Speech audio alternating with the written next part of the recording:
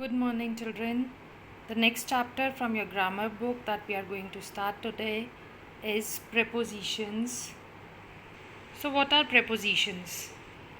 A preposition precedes a noun or a pronoun to show nouns or the pronoun's relationship to another word in the sentence.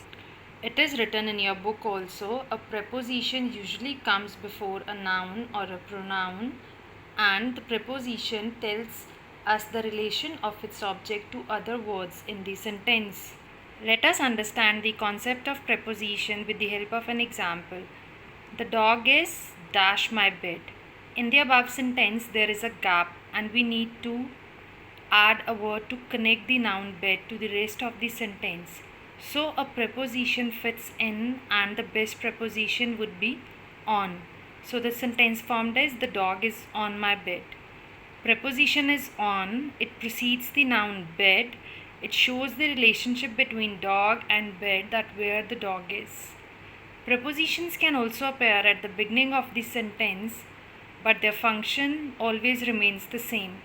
Outside the window, the birds are singing. In this example, preposition is outside. It precedes the noun window. It shows the relationship between birds and window, that where the birds are singing. I have talked about the word object. What is the object of preposition?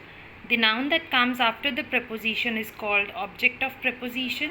For example, the dog is on my bed. Preposition is on and object of preposition is bed.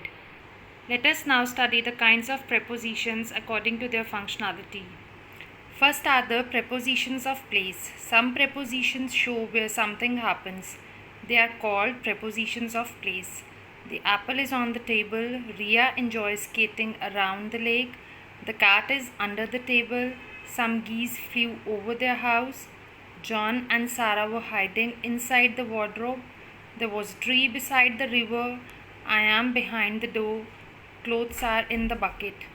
All these are prepositions of place, and in your worksheet I have included the pictures that are related to prepositions of place, which will make you understand this concept in a better way. Next are the prepositions of time. Some prepositions show when something happens. They are called prepositions of time. School starts at 9 o'clock. We are going to the zoo on Saturday. I visited my grandparents during the summer. You must finish the work by Friday. These prepositions are describing some time. Next are the prepositions of direction. These prepositions show where something is going. The boys chased after each other. The football rolled down the hill. These are the prepositions of purpose and source. These include for and from, respectively. For expresses purpose, reason, cause, and from expresses origination, the source. He goes for a walk. I read for pleasure, reason. He got a prize for bravery. I had to suffer for your behavior. The earth receives light from the sun. He did the help from gratitude. This word from, it is expressing origination, the source. In your book, different kinds of prepositions are given. One that are given are the simple prepositions. Those prepositions that consists of one word and are very simple to understand. These are the most basic prepositions and are used frequently. These are the simple prepositions.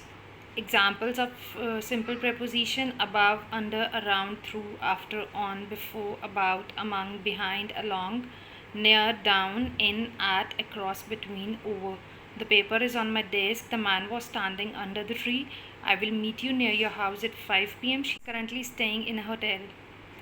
Then are the compound prepositions. These are words formed by combining prepositions, nouns, adverbs, etc. Examples of compound preposition: according to, apart from, close to, because of, far from, next to, rather than, instead of, out of, due to, relating to, in front of.